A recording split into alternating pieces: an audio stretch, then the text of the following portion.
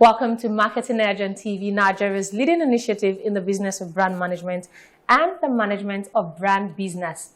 A 30-minute awesome package that comprises brand news, branding focus, and industry conversation, all in a mix encompassing thorough and in-depth analysis aimed at promoting the brand idea.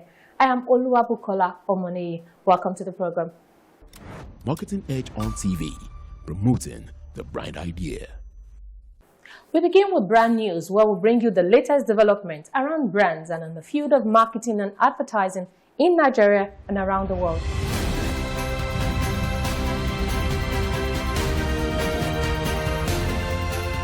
Now on brand news. Kimberly-Clark, the manufacturer of Huggies baby diapers and products, is the latest multinational company to withdraw from the Nigerian market due to the prevailing conditions in the country. Having operated in Nigeria for approximately 15 years, the American multinational corporation announced its decision to cease production recently. The company explained that this decision aligns with its newly prioritized corporate objectives on a global scale and reflects the economic trends within Nigeria. It further revealed that Kimberly-Clark will close its manufacturing facility and commercial offices in Lagos and will no longer manufacture, market, or sell its Huggies and Kotex products in the country. Global beverage company Coca-Cola has redesigned its Nigeria's premium Ever water bottle by adopting a lighter weight design through its sustainable commitment, thereby lowering the amount of plastic used. According to the company, this lightweighting strategy not only reduces the plastic that could potentially end up in landfills, but also substantially reduces the demand for virgin plastics. The company says the move represents a major step forward in reducing Coca-Cola's carbon footprint, fostering a more circular economy where resources are utilized more efficiently and waste is drastically minimized.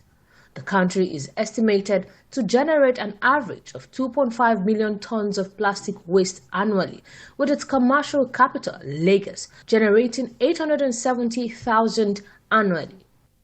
Global advertising agency Denso has released a revised global advertising forecast and now expects ad spend to grow by 5% in 2024, from 4.6 in the previous forecast, for a total of $754.4 billion worldwide.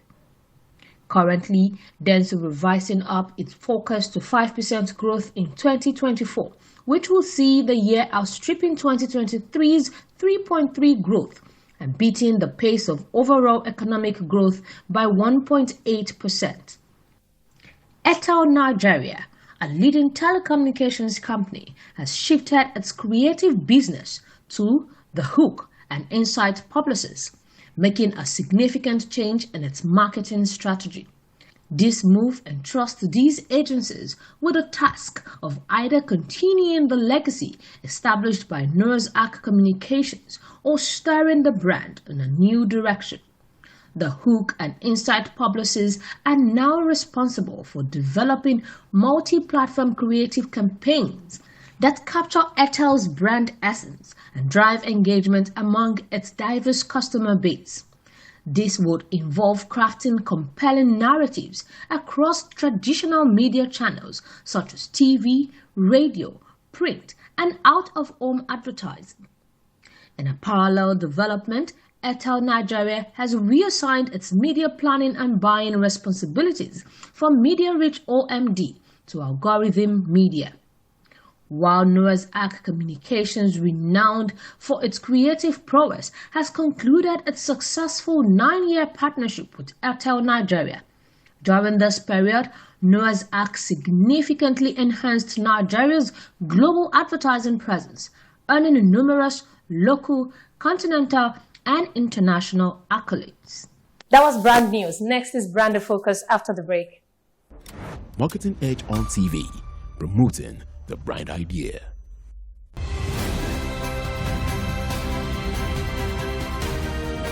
Now on branding focus. The marketing landscape has undergone remarkable transformations over the past decade, but the need to connect and engage with consumers still remains a key priority to generate sales and drive customer loyalty. In recent times, customers' expectations from brands have rapidly evolved, especially with the rapid digital transformation. Today's consumer wants to optimize its purchase journeys from end to end to enjoy lifetime value. This includes in pricing, packaging, value creation, affordability, and availability of the products. With this in mind, packaging has become a multifaceted tool in branding and marketing strategies for many brands in helping to enhance consumer experience and also deepen connection as a storytelling medium. Globally, brands are investing heavily in packaging to ensure that it can seamlessly align with their values, missions, and brand story to create memorable customer experiences as well as contribute to environmental sustainability. This is with the foresight aspirations that go beyond wrapping a product but telling a story, creating recognition, and enhancing the overall customer journey. It is a function of both physical distributions as well as advertising. Hence, it is essential to use the latest techniques and materials for packaging. According to a report from Mother Intelligence, it's projected that Nigeria's packaging market size is growing rapidly with viability for more market penetration and expansion. It posted its previous growth at the value of $0.86 billion in 2023, with an expectation to grow at $1 billion by 2028, at a cumulative annual growth rate of 2.96%, which will last throughout the forecast period of 2023 to 2028. However, statistics from the German Machinery Association has revealed that in March 2022, Nigeria invested €390 million in food and packaging technologies, surpassing South Africa, Algeria, and Morocco to become the continent's second largest investor in the field behind Egypt.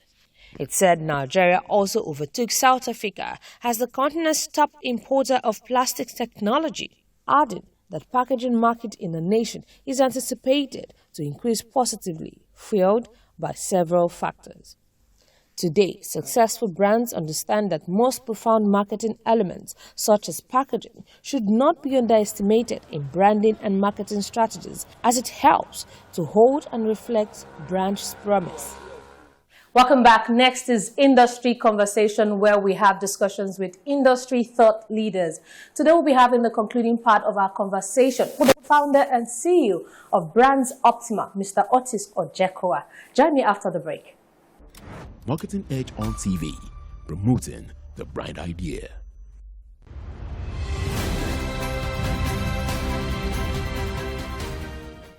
Welcome back to Industry Conversation. My guest today is the founder and chief executive officer of Brands Optimal, one of the leading experiential marketing agencies in Nigeria, Mr. Otis Ojeikhoa. Glad to have you join us on the program, sir. It's a pleasure.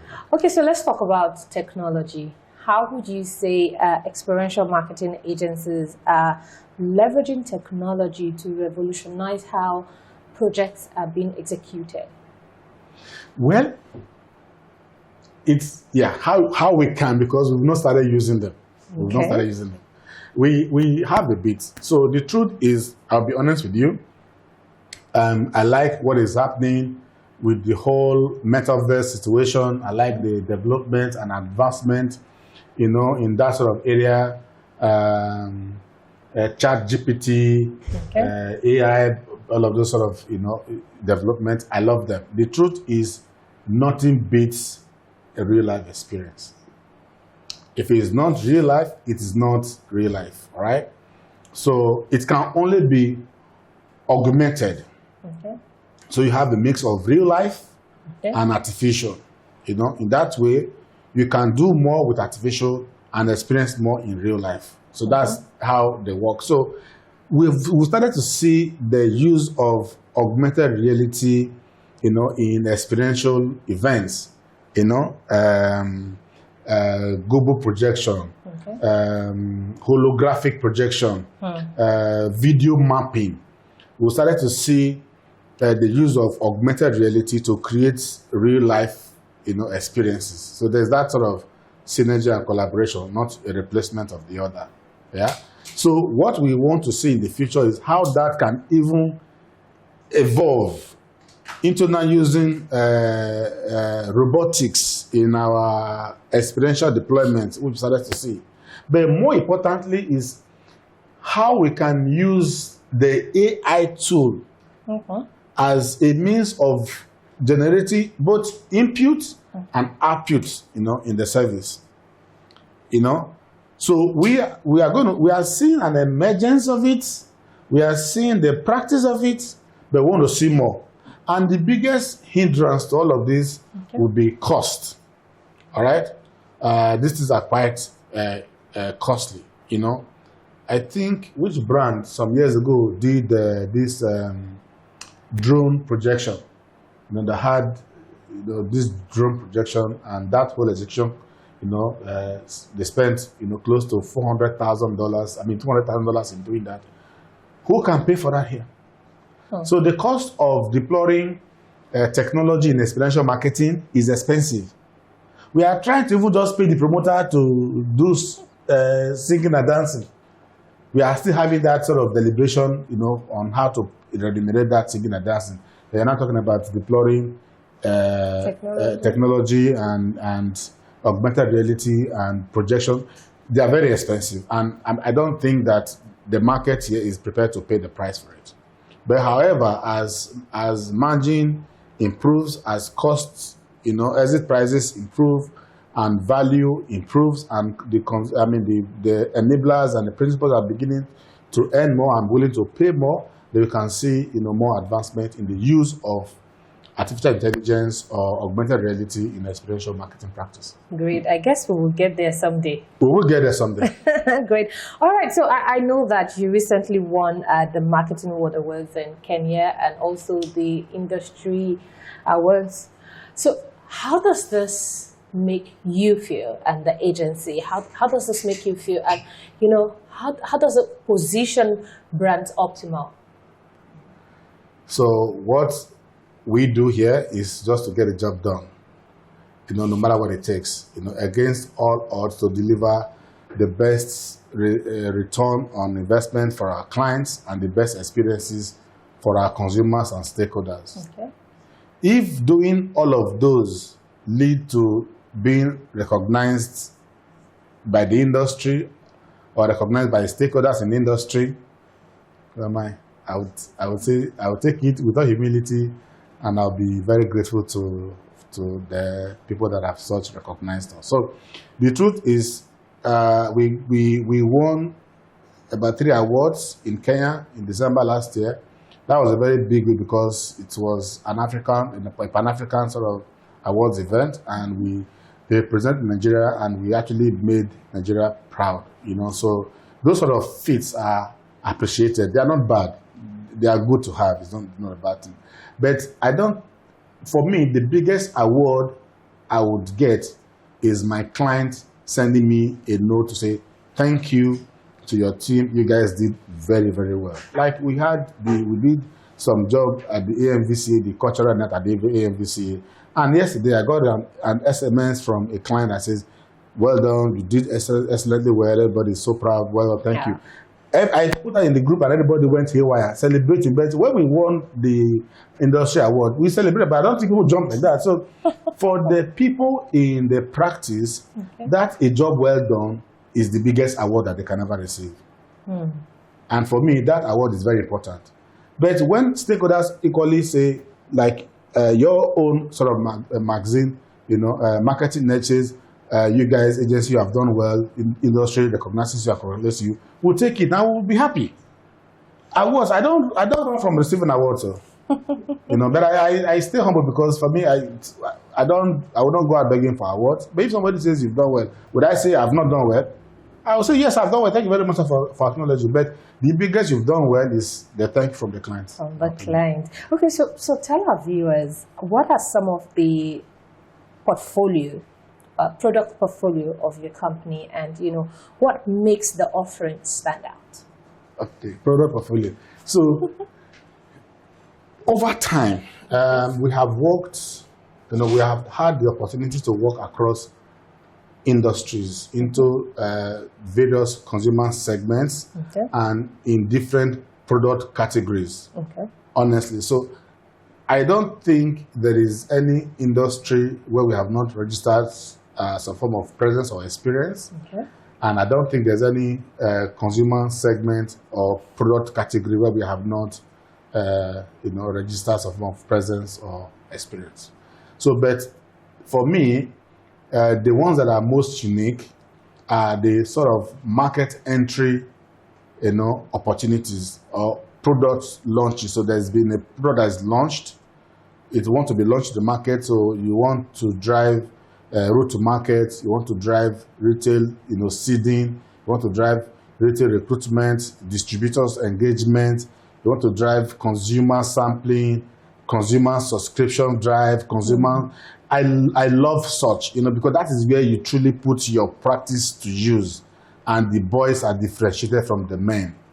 So in our case, we have registered the biggest success in that sort of area where brands are just driving market entry sort of situation or product launches. Yeah, but however, we have worked across, all the segments, all the categories, and all the industries, and we have registered very good results across all of them. Great. So tell us, how is Brand Optimal? How is it positioned for the future? And, what would you say is your unique selling proposition, and how are you leveraging it? So we, what they say, like content is king. Everybody is a content creator. So I believe it's like generating content revenue. How do you monetize the content that you create?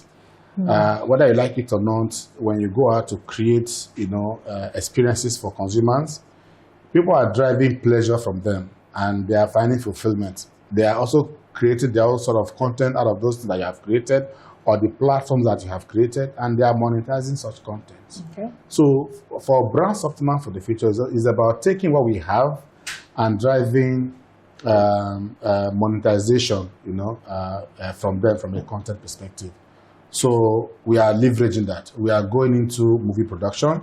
We are going to big content creation, short films and big films. So we've actually started. That's what I'm saying. So that is how we are taking our experience, as small as they are, and we are trying to amplify them and try to, monetize and get revenues from them. So we see content as the future, but we want to take content in experiential marketing and not content in skits, because we don't have experience in doing skits.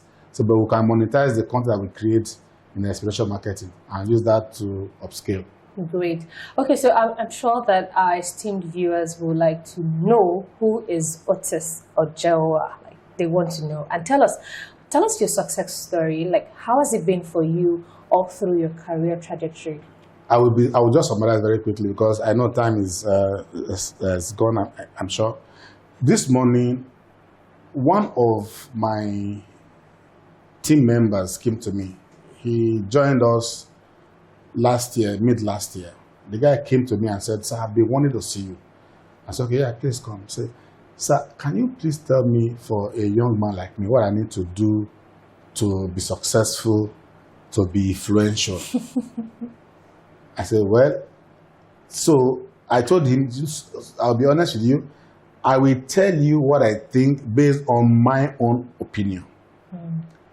What I've seen and read is there. But from what I've experienced, there are a few fundamentals that you must have, or a few things that you must do to be able to be influential in whatever practice you are in, or be able to even do well as a human being.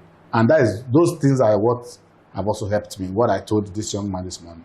The first thing I told this man, that you have to be passionate about what you do. That means you must find what you are passionate about. You cannot be passionate about everything. Okay. So you need to find what you are passionate about.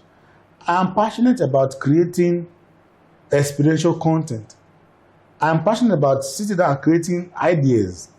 I'm a creative mind. You know, I like to create things in my head and see them brought to life. So that is my passion, and that is that's what I do today. And that's why I told him, you can't buy that in the market. Nobody preaches passion. You can only find it what you already have. Number two is you must put in the work. There is none that has been done today that was not worked on. You cannot sit down and wish it. You have to put the desired work into it. You can work and not succeed, but if you don't put the work into it, you have already failed. Then number three is you have to be good to people. You must have the right attitude. Yeah, because when you go to school to learn, you gain aptitude. Yeah, but to get to the attitude in life you want to get to, you must have the right attitude. So how to deal with people, how to be kind, how to be patient, how to be fair, how to be forgiving, how to be humble. They are all necessary, to be able to drive success. And I try to embody all of those because they are very important. And number three, we must also learn to be grateful. Appreciate yourself for what you have as you push to get what you don't have. People don't understand how to be grateful. They are grateful to people, but they are not grateful to themselves. So I have learned that inability to tell myself, well done, boy. So you missed this one, but you didn't miss it. It's a lesson. It just tells you what you shouldn't do the next time. So I try to embody all of those. So I bring all of those to the practice, and I also try to ensure that the people that I lead, because I lead them, I'm their leader. I'm not a dictator, but I'm the one leading them. I'm going to help them to bring out the best in themselves. So they also try to imbibe some of those teachings that I try to always do whenever I have the opportunity to do so. So if you ask me who I am, one word, I'm a teacher. Okay? Teacher by what I do. Okay? I have been a lecturer in the university. I have taught in the classroom. Teacher by how I see the people that work with me and how I see my children and my family. Because once you have been put in charge of people, your first assignment is to lead them, is to teach them, is to groom them. Yeah, it's not to abuse them. So one word that summarizes me, I'm a teacher. I love the things of God. I like to do right. At times, I make a lot of mistakes. Many times, often actually. But the default mode is to do right. That default set is to do right. And I'm a family man, and I have two beautiful children. They're in the university now. And I try to now be their friend. Be a friend to my daughter and be a mentor to my son. I'm no longer their father. I was their father when they were just born up to when they were like 12, 13 years old. But now I am trying to be my daughter's friend and being a mentor to my son. Because I know eventually when my daughter is in her 20s, we'll become friends. Naturally, we'll become friends. My son will become friends. But right now, he needs a mentor. So I have an NGO, and the NGO is about mental health, trying to ensure that people are equipped with mechanisms that will help them achieve healthier mental health status. What I see as most useful in their tool is how to practice mindfulness. It's not that simple, but it's very easy to practice. So when they break it down, mindfulness, I say, what? So if you can just even learn how to practice mindfulness, then you'll be very able to manage how you respond to people when they do certain things. Great. I'm sure we're going to take you up on the relationship interview. I'll be glad to contribute. It's been an absolute joy speaking with you, sir. Thank you so much for the insight. And so you have heard it. Find your passion, put in the work, be good to people, and most of all, be grateful. Be grateful to yourself. And that's the much we can take on this week's episode of Marketing Edge on TV. Join us same time next week. I am Oluwabukola Omoni. Bye for now.